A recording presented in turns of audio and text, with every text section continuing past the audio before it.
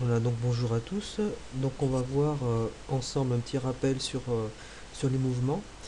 Alors, du coup, donc je vous ferai passer donc sur École Directe donc le résumé, hein.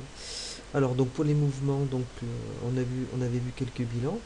Alors le début du bilan, donc ça, on a fait déjà l'évaluation sur l'astronomie. Alors, donc première chose qu'on avait définie, donc si la trajectoire de l'objet est une droite, alors le mouvement est rectiligne. Première chose. Rectus en latin, ça veut dire droit. Si la trajectoire de l'objet est un cercle, alors le mouvement est circulaire. Circus en latin, ça veut dire droit. Rectus en latin aussi. Donc ça veut dire droit. Rectus en latin, ça veut dire droit. Circus en latin, ça veut dire cercle.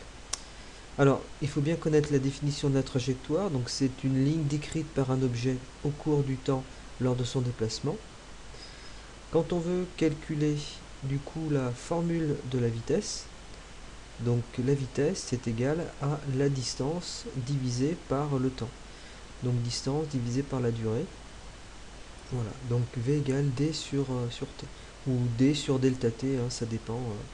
On peut le voir ça, c'est en maths, surtout qu'on voit cette définition. En physique, on met D divisé par delta T. Alors, donc, euh, donc comment on va définir et comment on va caractériser un mouvement d'un objet? Eh bien, on va le définir à l'aide donc de la trajectoire et de sa vitesse.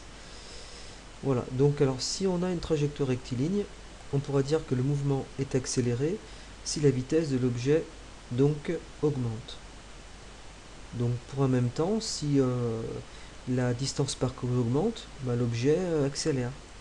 Et si pour une même distance, eh bien la durée pour effectuer cette distance diminue, l'objet accélère. Donc le mouvement est décéléré ou ralenti si la vitesse de l'objet diminue. Donc là c'est pareil.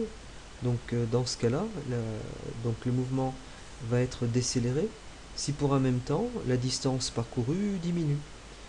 Ou bien si pour une même distance, eh bien le temps de parcours augmente. Alors après, donc le mouvement est considéré comme uniforme si la vitesse de l'objet est constante. Donc là, pour un même temps, la distance que parcourt l'objet reste constante. Voilà, donc l'évaluation s'effectuera donc là-dessus. Alors, sinon, donc un petit retour sur le calcul des vitesses. Alors, donc, euh,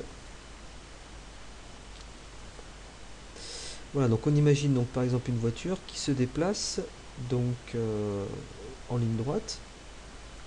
Donc si on veut calculer la vitesse, donc euh, on va donc mesurer la distance parcourue, qu'on va appeler petit d, pour un temps de parcours qu'on peut appeler petit t ou delta t, hein, ça dépend, comme on veut. Alors pour calculer la vitesse, ben, il suffira d'utiliser la formule, hein, que tout le monde connaît, qui est égale à la distance divisée par le temps. On peut dire aussi que c'est égal à d sur t. Voilà. Je vous remercie. Au revoir.